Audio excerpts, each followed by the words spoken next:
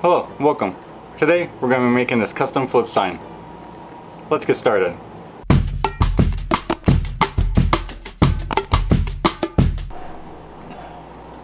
Alright, so today we're finally finishing off our little barber bundle we got going on, our 3 separate projects for the same customer. This is 3 of 3, and what we're going to be doing here is a custom little flip sign. If you don't know what that is, it usually has like a little chain or something, which we will add at the end. And it's a simple open, close, and it's called flip sign because you flip it. One side says open, the other side says closed. And we already did a bunch of prep. As you can see, I got my panel cut to size. It's gonna fit perfectly within this little window that they have at the front of their space. I went ahead and drilled 2 little holes in the top corners, which we'll use to attach our chain at the very end. And I went and primed it, sanded it, sprayed it black, sanded it, and then sprayed it this gloss black. And I went with this gloss black because we're gonna end up using sign painter's paint, which is an enamel based paint, which is what sign painters use, with like traditional pinstripers will use, things of that nature. And normally you don't clear over it because it's a nice and glossy finish, so that's why I went with a gloss finish on this. I'm probably not going to do a final clear coat on this piece just because that's kind of the way those things work. So now, since we have our panel prepped, ready to go, we have all our paints ready to go, what we're going to do now is I'm going to sketch out the design, which is pretty simple. I'll pop it up on screen, but it's going to have a nice little border, which is going to like represent the barber pole. Is going to have the blue and red, white, and blue stripes with a nice gold border around it. And then, like I said, one side will say open, the other side will say closed. Fairly simple. I think I can just sketch them out by hand instead of using my projector like I normally would. So let's get our design transferred and start painting.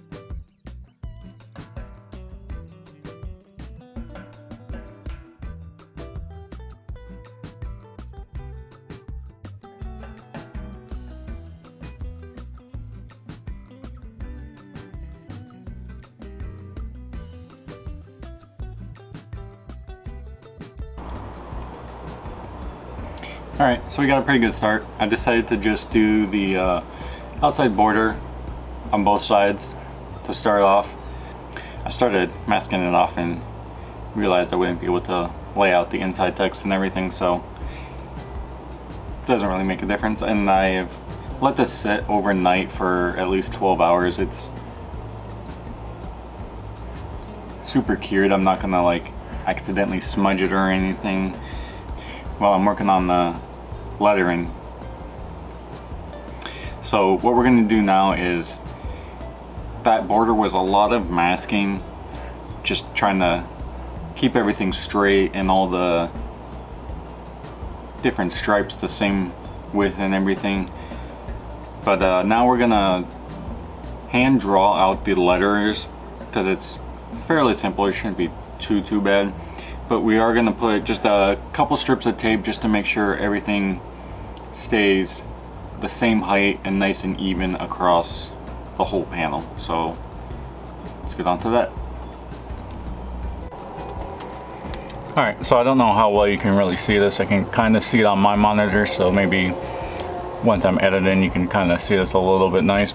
But what I'm doing here is sketching out each of these letters. It's fairly simple. Instead of doing like a normal transfer or using my projector or something, since they're fairly simple enough, I can kind of, you know, do exactly what I'm here and doing here, and just making sure that they're even across the top and the bottom, and then that each of them is separated evenly. And then what I'm going through and doing is finding all the likenesses in each letter. So I start off with more straight letters like L, E, stuff like that are more squared off, because that's obviously a lot easier to do. So what I've already went ahead and done is I've figured out where I want this edge to be, and I've marked that, and then I put these little serifs on the edges, and I did that for the same. So for the L has that, and then the E has the same thing. I went ahead and just marked, trying to match what I got going on over here, and put the little serifs in there. And then same for the D. And then after that we went ahead and marked where I want the thickness of that letter to be, right? And then again, same thing across the D, the E, and the L. And then I'll go ahead and just kind of add the little serifs where I need them and stuff. And then after that I went across and marked where the base of those letters will be.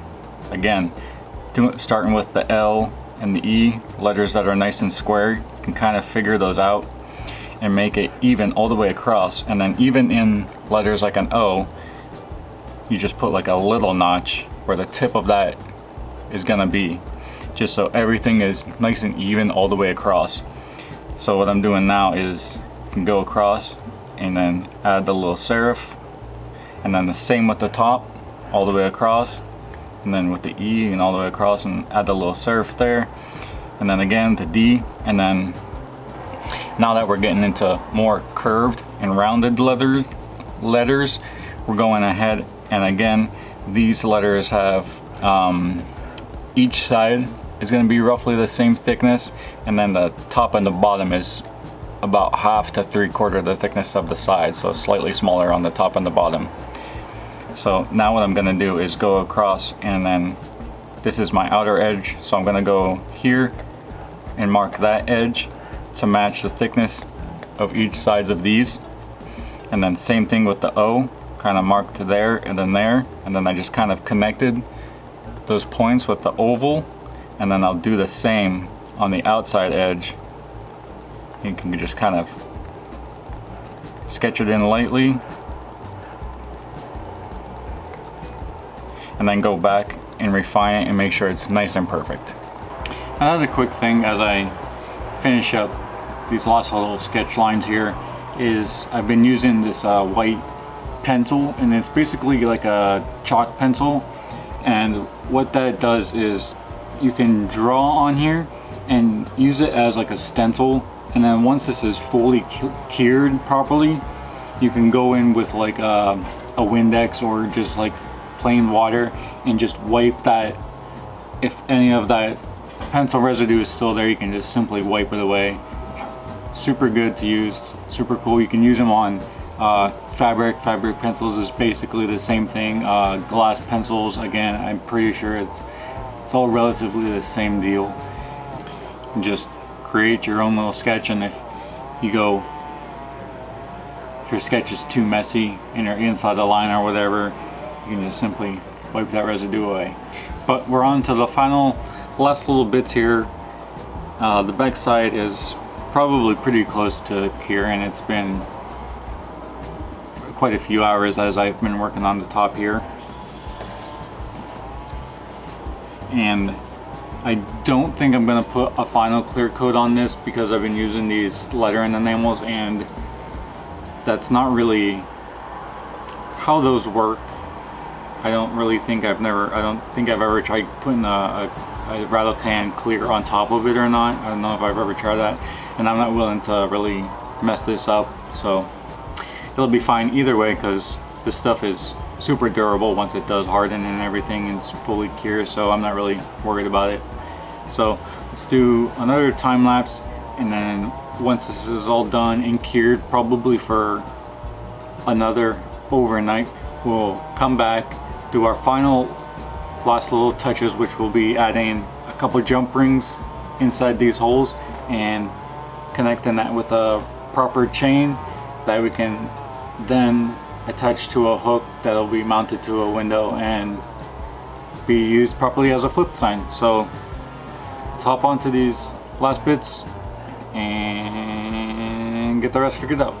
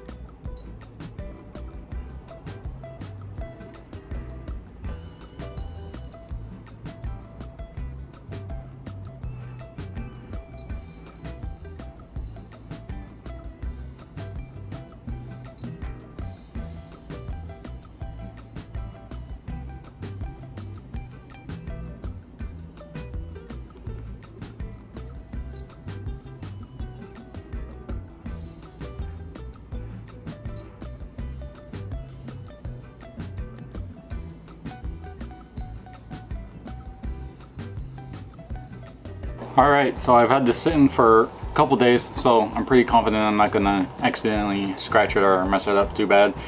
And if I do, it'll be a quick little touch up. So what we're gonna do for our final little details to this thing is we're gonna add this little chain, very small, and then just a few small jump rings to attach our chain to this.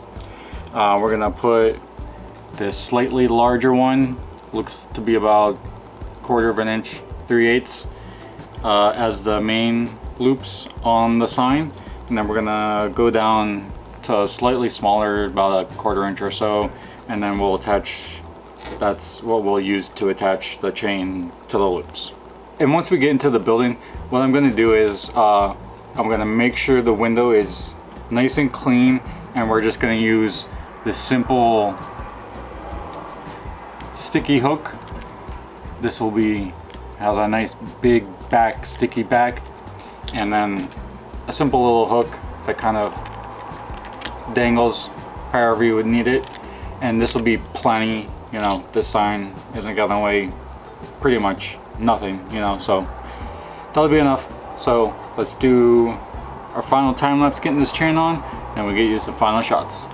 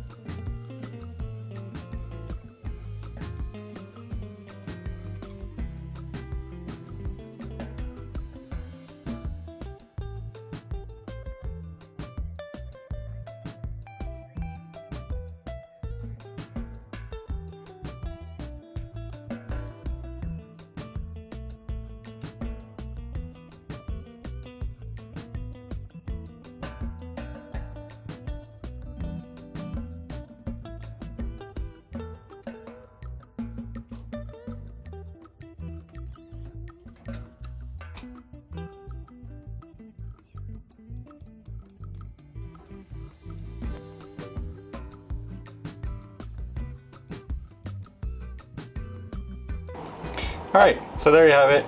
Super happy with how this thing came out. I haven't done something like this in quite a few years actually.